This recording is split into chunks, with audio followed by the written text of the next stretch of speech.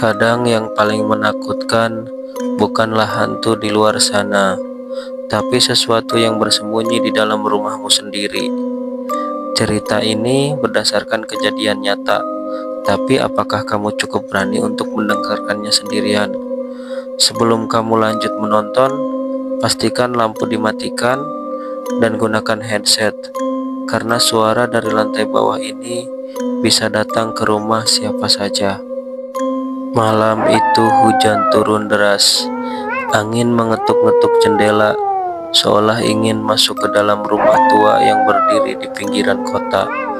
Rumah itu sudah ditinggali oleh seorang pria bernama Dimas selama 3 tahun. Ia tinggal sendirian setelah pindah karena pekerjaan. Rumah itu memang tua, tapi murah dan cukup luas. Selama 3 tahun, tidak pernah ada kejadian aneh. Sampai malam itu, tepat pukul 11 malam, saat Dimas sedang membaca buku di ruang atas, ia mendengarkan sesuatu dari lantai bawah. Suara langkah kaki. Tok, tok, tok. Dimas menarik napas dalam-dalam, lalu kembali ke kursinya. Tapi belum sampai duduk, suara itu terdengar lagi. Kali ini lebih cepat, lebih berat. Tap, tap, tap, tap, plak, plak, plak. Seperti seseorang berlari naik tangga. Dimas langsung berbalik, menatap ke arah tangga. Kosong, tapi lantai kayu di anak tangga ketiga berderit, seperti baru saja diinjak. Dimas mundur perlahan, mengambil senter dari laci. Ia berjalan ke arah tangga, menyinari setiap sudut. Tidak ada siapa-siapa, tapi hawa di rumah mulai berubah dingin, lembab, dan entah kenapa bau tanah basah mulai tercium. Tiba-tiba senter Dimas mati. Shrek! Ada suara dari balik dapur, seperti kain yang terseret di lantai. Dimas menoleh, menahan napas. Matanya mencoba menembus kegelapan. Lalu dia melihatnya. Sosok perempuan berdiri di dekat pintu dapur. Rambutnya panjang, basah, menutupi wajah. Bajunya putih, tapi sudah kusam dan berlumuran tanah. Ia berdiri membelakangi Dimas. Diam, tak bergerak. Jantung Dimas seolah berhenti berdetak.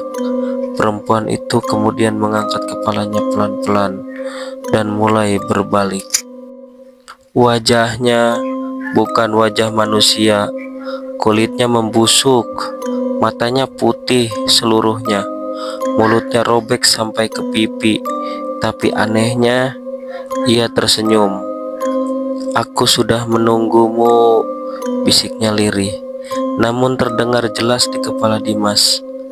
Pria itu langsung lari ke kamarnya, mengunci pintu, menyalakan semua lampu. Tapi lampu kamar langsung padam tiba-tiba, gelap total. Lalu suara langkah itu kembali, kali ini tepat di dekat pintu kamarnya. Plak, plak, plak. Lalu terdengar suara kuku yang menggores kayu pintu, pelan seperti sedang menggambar sesuatu.